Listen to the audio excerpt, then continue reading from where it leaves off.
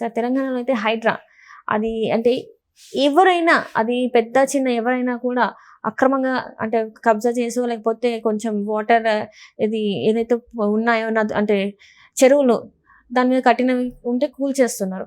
అలానే మనమ కాలనీలో కూడా జరిగింది మనం చూసాం. ఇప్పుడు జైబేరి పేరు వినిపిస్తుంది. దాంట్లో కూడా ఒకవేళ దృష్టి సారించారు, అక్రమ కట్టడాలు ఉంటే పోతే కూల్చేస్తామని అంటున్నారు. మరి ఎలా ఉండబోతుంది? సో ఇప్పటి వరకు హైడ్రా తొలగించినటువంటి ఆక్రమణ అన్నిట్లో చెప్పుకోదగ్గ తొలగింపు ఏంటంటే, ఒకటి ఎన్కన్వెన్షన్, రెండు మణెమ్మ కాలనీ, రామ్నగర్ దగ్గర పక్కనే ఉంది మణెమ్మ కాలనీ. అక్కడ నాలాలన్నింటినీ కూడా ఆక్యుపై చేసేసి ఎప్పటి నుంచో బిల్డింగ్లు కట్టుకున్నారు. వాళ్ళని పక్క పంపించేశారు. వాళ్ళ ఇల్లు నేలమట్టం చేసేసారు. అదొక పెద్ద అచీవ్మెంట్ కింద హైడ్రా చేసినటువంటి ఆపరేషన్లో చెప్పుకోవచ్చు. సో మణెమ్మ కాలనీలో ఎలా అయితే చేశారో ఆ తరహాలో హైదరాబాద్ మొత్తం ఆక్రమణ మీద చేయాలి అనేది హైడ్రా ప్రాథమికంగా ఒక నిర్ణయానికి వచ్చినట్టు తెలుస్తుంది. ఇటీవల కాలంలో హైడ్రాకి సంబంధించినటువంటి ఐపీఎస్ ఆఫీసరు రంగనాథ్ ఆయన మాట్లాడి ఆయన ఏం చెప్తున్నారంటే, చాలా క్లియర్గా ఎప్పటి నుంచో కొన్ని సంవత్సరాల నుంచి నివాసం ఉంటున్నటువంటి వాళ్ళ జోలికైతే వెళ్ళం, కానీ ఎఫ్టీఎల్ పరిధిలో భారీగా ఆక్యుపై చేసుకున్నటువంటి వాళ్ళు ఎవరైనా ఉంటే కనుక ఖచ్చితంగా వాళ్ళని మాత్రం ఉపేక్షించేది లేదు. వాళ్ళు ఎంత పెద్దవాళ్ళైనా సరే వాళ్ళ ఆక్రమణలో అయితే కూల్చేయడం ఖాయం అని చెప్పి చెప్తూ ఉన్నారు. ఒకటి ఎఫ్టీఎల్ పరిధిలో ఉండేది, రెండు బఫర్ జోన్లో ఉండేది, మూడు ఆక్రమణలు ఆక్రమించుకొని ప్రభుత్వ భూముల్లో ఆక్రమించుకొని కట్టినటువంటి నిర్మాణాలు. ఇవి మూడు రకాలు. ఈ మూడు రకాల్లో ఫస్ట్ ఏం చేస్తున్నారు వీళ్ళు, ఎఫ్టీఎల్ పరిధిలో ఉండేటువంటి వాటిని కూల్చేస్తున్నారు. అలాగే బఫర్ జోన్లో ఉండేటువంటి వాటిని కూల్చేస్తున్నారు. మీకు తాజాగా తీసుకుంటే కనుక 111 జీవో పరిధిలో ఉండేటువంటి కొన్ని అవి వాళ్ళే తొలగించుకుంటున్నారు. ఇవాళ మీరు చూస్తే కనుక మీడియాలో వాళ్ళే స్వచ్ఛందంగా ఒక మాజీ మంత్రి తొలగించుకున్నాడు. ఇవాళ అది న్యూస్లో కూడా వస్తుంది. అలాగే మాజీ ఎమ్మెల్యేలు తొలగించుకున్నారు. అలాగే కాంగ్రెస్ పార్టీలో ఉండేటువంటి వాళ్ళు కూడా వాళ్ళే స్వచ్ఛందంగా నిర్మాణాలను తొలగిస్తున్నారు. ఇది బఫర్ జోను అలాగే ఎఫ్టీఎల్ పరిధిలో ఉండేటువంటి. అంటే హైడ్రా ఎంత పకడ్బందీగా ఎంత కాంప్రమైజ్ లేకుండా పనిచేస్తుంది అంటానికి స్వచ్ఛందంగా వాళ్ళే తొలగించుకుంటున్నటువంటి సిచ్యువేషన్ బట్టి మనకు కనపడుతుంది. యాక్చువల్గా వాళ్ళు నోటీసులు ఇస్తారు అని తెలియగానే నోటీసులు ఇవ్వకుండానే వాళ్ళు స్వచ్ఛందంగా ఒక మాజీ మంత్రి తొలగించుకున్నాడు. అంటే ఎఫ్టీఎల్ పరిధిలో ఏమున్నాయి, బఫర్ జోన్ పరిధిలో ఏమున్నాయి అనేది అందరికీ తెలుసు. తెలిసిన వాళ్ళు చాలామంది స్వచ్ఛందంగా వెళ్తున్నారు. ఒకవేళ కనుక వాళ్ళు స్వచ్ఛందంగా తొలగించకపోతే నోటీసులు ఇచ్చేసి ఖచ్చితంగా వీళ్ళు తొలగించడానికి కాంప్రమైజ్ కావట్లేదు. మణెమ్మ కాలనీ ఆపరేషన్ పూర్తయిన తర్వాత ఇంకా ఎక్కడ మిగతా వాళ్ళు కాంప్రమైజ్ అవుతుంది హైడ్రా అని చెప్పి అనుకోకుండా వాళ్ళు స్వచ్ఛందంగా వాళ్ళ ఆక్రమణని తొలగించుకుంటున్నారు, తీసుకెళ్ళిపోతున్నారు. ఇప్పుడు దుర్గం చెరువు చుట్టూరు దాదాపు విల్లాలు ఉన్నాయి, 200 పైగా విల్లాలు ఉన్నాయి, ఆక్యుపై చేసుకుని కట్టారు అని చెప్పి మొత్తం ఐడెంటిఫై చేశారు. వాళ్ళందరికీ నోటీసులు ఇచ్చారు. దుర్గం చెరువు పరిధిలో ఉండేటువంటి బఫర్ జోన్లో ఉండేటువంటి ఈ విల్లాలను కనుక కూల్చేస్తే ఇక అసలు హైడ్రా కాంప్రమైజ్ కాదు అని చెప్పి సర్వత్రా నమ్మేటువంటి అవకాశం ఉంది. ఎందుకంటే అక్కడ కాస్ట్లీ విల్లాలు ప్లస్ ఈ ఒక్కొక్క విల్లా ఖరీదే దాదాపు 5 కోట్లు 6 కోట్లు ఉంటుందండి. దాదాపు 250 300 కోట్లు 400 కోట్ల రూపాయలు విలువ చేసేటువంటి ఆస్తులు అవి. సో వాటిని కనుక నేలమట్టం కనుక చేయగలిగితే వాటిని నేలమట్టం చేసేసి ఆ భూమిని కనుక స్వాధీనం చేసుకోగలిగితే హైడ్రా కాంప్రమైజ్ కాదని చెప్పి అందరికి అర్థమైపోద్ది. అప్పుడు ఎవరికి వాళ్ళు ఇంకా స్వచ్ఛందంగా కూడా వాళ్ళే ఖాళీ చేసి వెళ్ళిపోయేటువంటి అవకాశం ఉంది. ఇప్పుడు ప్రాబ్లం ఏంటంటే, హైడ్రాకు ఉన్నటువంటి ప్రాబ్లం ఏంటంటే, ఇళ్లలో నివాసం ఉంటున్నారు చాలా కాలంగా. చాలా చోట్ల కాలువల మీద నిర్మాణాలు చేసేసుకున్నారు. 30 అడుగుల రోడ్డు ఉందనుకోండి సుమారు. ఆ 30 అడుగుల రోడ్లో 20 అడుగులు ఆక్యుపై చేసేసుకుని ఇల్లు కట్టేసుకున్నారు. 10 అడుగుల రోడ్డును మిగిలిచ్చారు. వాళ్ళు ఎప్పటి నుంచో ఉన్నారు. వాళ్ళ కరెంట్ కనెక్షన్ ఉంది, వాటర్ కనెక్షన్ ఉంది, ట్యాక్స్ కడుతున్నారు, ఇవన్నీ కడుతున్నారు. కట్టినప్పుడు వాళ్ళకి రైట్ ఉంది అని చెప్పి వాళ్ళు చూపిస్తారు.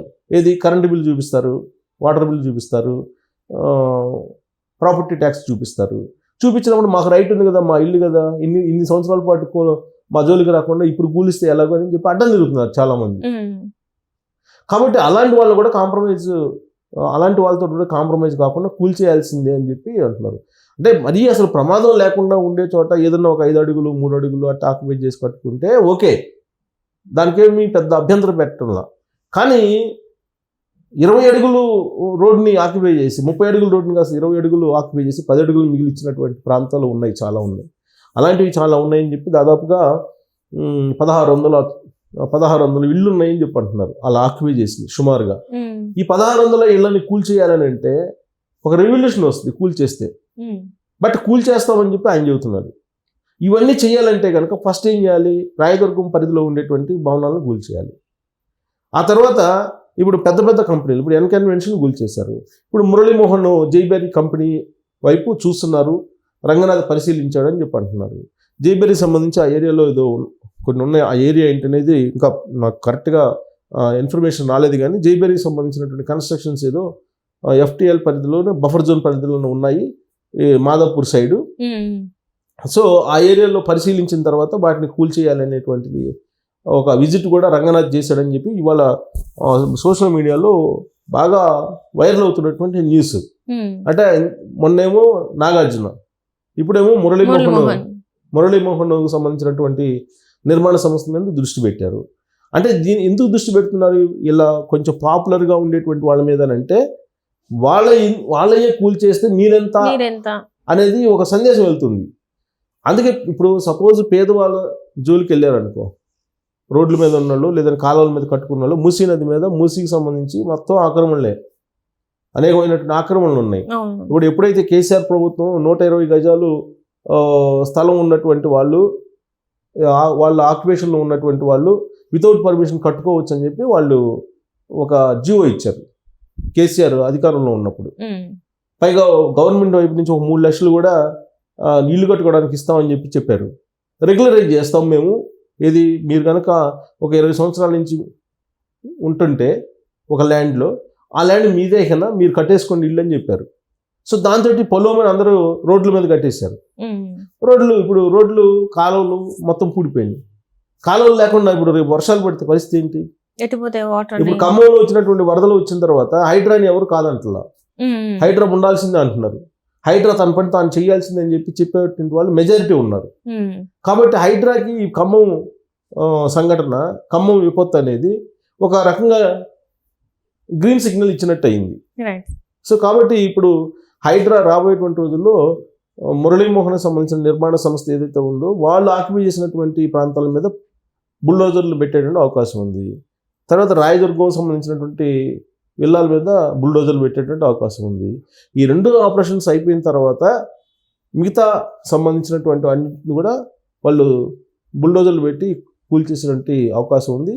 మణెమ్మ కాలనీ ఆపరేషన్ అనేది పెద్ద ఆపరేషన్, అది దాన్నే సక్సెస్ చేసినటువంటి హైడ్రా వీటిని కూడా సక్సెస్ చేస్తుంది అని చెప్పి హైదరాబాద్లో ఉండేటువంటి పౌరులు నమ్ముతున్నారు, విశ్వసిస్తున్నారు కూడా.